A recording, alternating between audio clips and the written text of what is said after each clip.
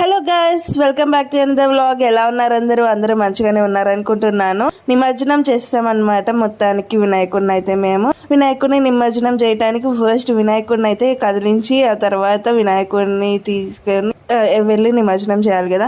ఇక్కడ నుంచి మేము చెరువు దగ్గరికి వెళ్ళడానికి ఒక 10 minutes దాకా పడుతుంది. ఇంకా అందుకని అలా కవర్లో పెట్టి తీసుకెళ్తున్నాం అనమాట. దాంతో పాటు ఒక పువ్వు, వినాయకుడికి ఇష్టమైన చిన్న బూరెలు, ఉండ్రాళ్ళు అవన్నీ ఉంచుతాం కదా దేవుడి దగ్గర, వాటిని అండ్ ఒక గరిక ఇష్టం కదా వినాయకుడికి. అందుకని ఆ గరిక అన్నిటినీ కలిపేసి మా ఇంటి దగ్గరలో ఒక చెరువు అయితే ఉందన్నమాట. ఇంక అక్కడికి తీసుకొచ్చేసి నిమజ్జనం చేసేసాము. ఇది అయితే మా అమ్మ వాళ్ళ వినాయకుడు. మా అమ్మ వాళ్ళు కూడా ఇక్కడే ఉంటారనమాట. మా అమ్మ వాళ్ళకి కుదరలేదు రావడానికి, ఇంకా అందుకని మా అమ్మ వాళ్ళది నేనే నిమజ్జనం చేస్తున్నాను.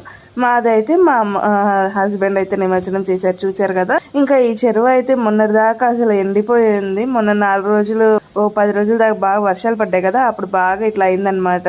ఫుల్గా వాటర్ వచ్చి ఇంకా అక్కడే శివాలయం కూడా ఉంది. ఇంకా శివుడి దగ్గర కూడా వెళ్ళి దర్శనం దర్శనం చేసుకున్నాము. ఇంకా అక్కడ నుంచి ఇంటికి వచ్చేటప్పుడు మధ్యలో ఈ 2 వినాయకుళ్ళు అయితే పెట్టి కనిపించారనమాట.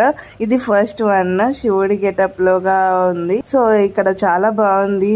ఇక్కడైతే చిన్నపిల్లలు కూడా ఇక్కడే హోంవర్క్స్ కూడా ఇక్కడే రాసేసుకుంటున్నారు అనమాట. ఇంకా తర్వాత ఇది సెకండ్ వన్.